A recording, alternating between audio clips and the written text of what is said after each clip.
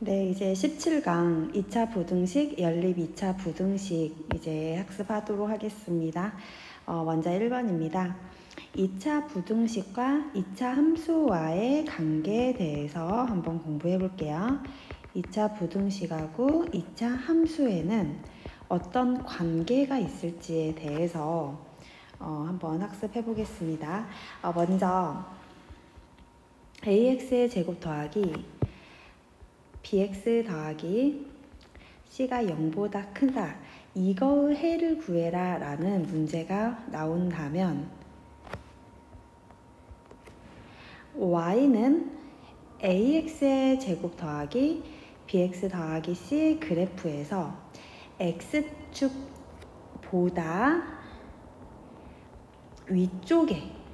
위쪽에 있는 부분의 x 값의 범위를 구하면 되는 겁니다. 그래서 만약에 그래프가 여기 x축, y축이 있을 때 그래프가 이렇게 나와 있어요.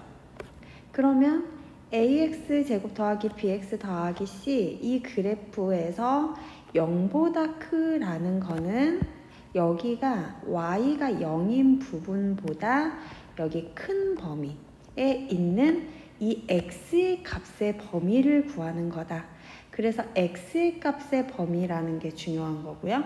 그 다음에 위쪽에 있는 부분의 x의 값의 범위다 라는 거예요. 그러면 여러분이 값을 쓸 때 어떻게 써준다?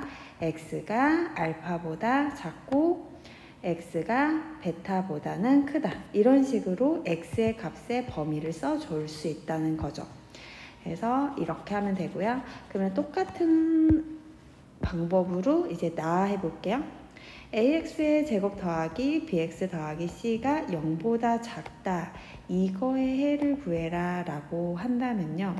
이제는 x축보다 아래쪽에 있는 부분은 무슨 값이에요? x의 값의 범위를 구한다 라고 하면 되겠죠. 그럼 문제 한번 풀어볼까요? 문제입니다. 만약에 그래프가 이렇게 생겼다고 할게요. 이렇게 생겼고요. 그 다음에 이렇게 했다고 해볼게요. 그럼 여기에 마이너스 2가 있고 마이너스 3, 1이 있다고 해볼게요. 그러면 1번 fx가 0보다 크거나 같다. 이거 해를 구해라 라고 하면 크거나 같은 거에서 이 같다도 들어가죠. 그러면 x가 마이너스 3보다 작거나 같고 1보다 크거나 같다. 이렇게 해주면 되겠죠. 이제 2번이고요.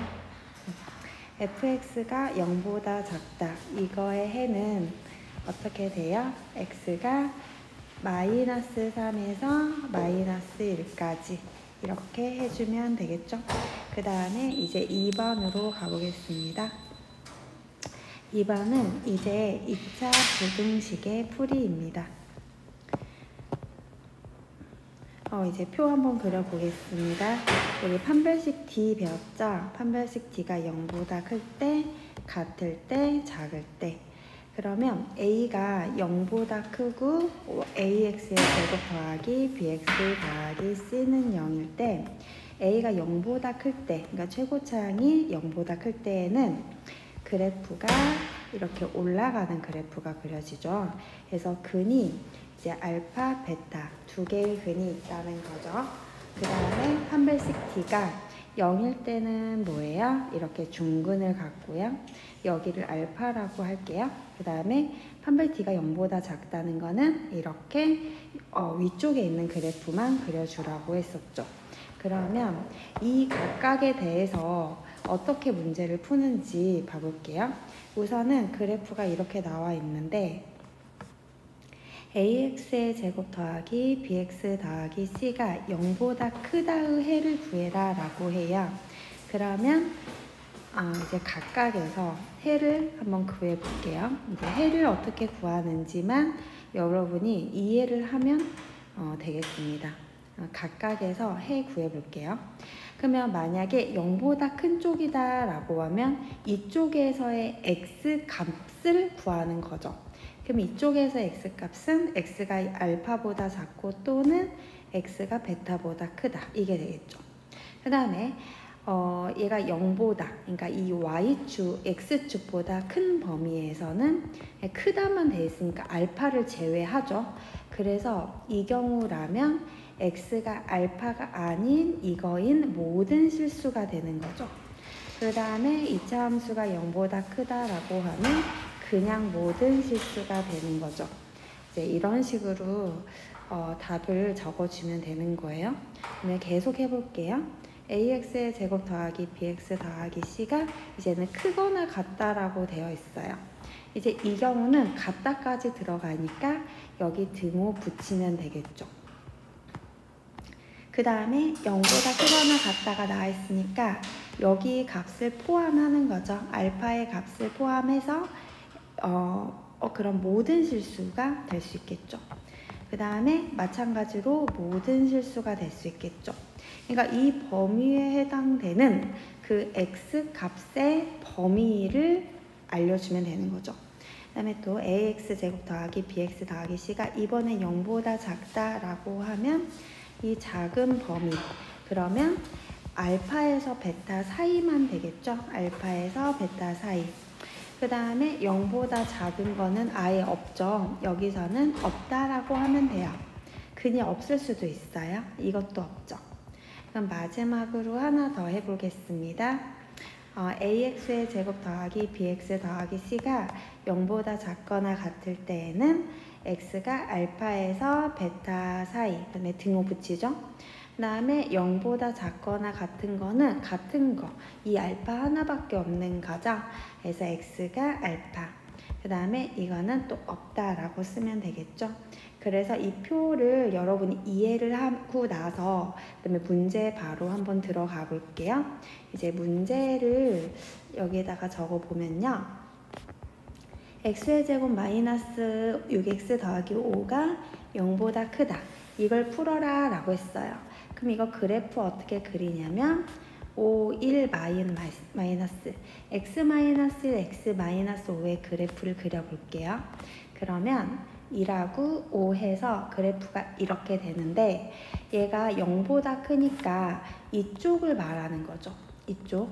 그러면 x가 그 x의 값의 범위를 우리가 답으로 해주라 했으니까 그 x 값의 범위가 1보다 작고 또는 x가 5보다 크다. 이게 되는 거죠. 이런 식으로 풀어야 됩니다. 그럼 이제 마지막 3, 연립 2차 부등식 한번 가볼게요. 연립 2차 부등식이 뭐냐? 먼저 이제 연립 1차 부등식 앞에서 배웠는데 이제는 2차식이 나온다는 거예요. 어차피 똑같으니까 이제 한번 설명만 할게요. 어떻게 푸냐? 각 부등식, 이제 연립이니까 2개 이상의 부등식이 나올 거예요. 각 부등식의 해를 구한 다음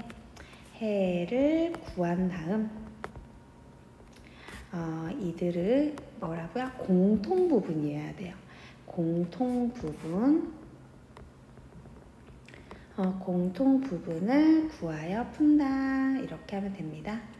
공통 부분을 구하여 푼다. 그러면 문제 한번 봐볼게요. 문제 가겠습니다. x의 제곱 더하기 2x 마이너스 8이 0보다 작거나 같고요. 또 x의 제곱 마이너스 3x가 0보다 크다 나왔어요. 그러면 각 부등식을 풀어볼게요. 그러면 4, 2 마이너스에서 얘는 어떻게 돼요? x 플러스 4, x 마이너스 2가 이렇게 되죠. 그러면 마이너스 4랑 2 이렇게 그래프를 그려주고 아랫부분이죠. 그래서 x가 마이너스 4에서 2 사이 이게 되고요. 그 다음에 이것도 마찬가지예요. 한번 그래프 그려보면 얘는 x의 x 마이너스 3이 0보다 크다라고 돼 있으니까 0하고 3에서 0보다 큰 부분은 x가 0보다 작거나 또는 x가 3보다 크다 이렇게 하면 되겠죠. 그러면 아까 뭐라고 했어요? 연립은 부등식을 풀 때 어떻게 하냐면 공통 부분이다. 그러니까 얘랑 얘를 어때요? 동시에 만족하는 부분을 찾아야 되는 거예요. 동시에 만족하는 부분은 마이너스 4에서 마이너스 2까지 여기 색칠을 하고요. 그 다음에 0보다 작고 그 다음에 3보다 크다 이 부분을 또 색칠을 해주면 되죠.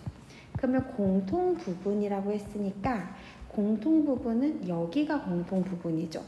그러면 마이너스 4보다 크거나 같다, 0보다 작다 이렇게 하면 되겠습니다.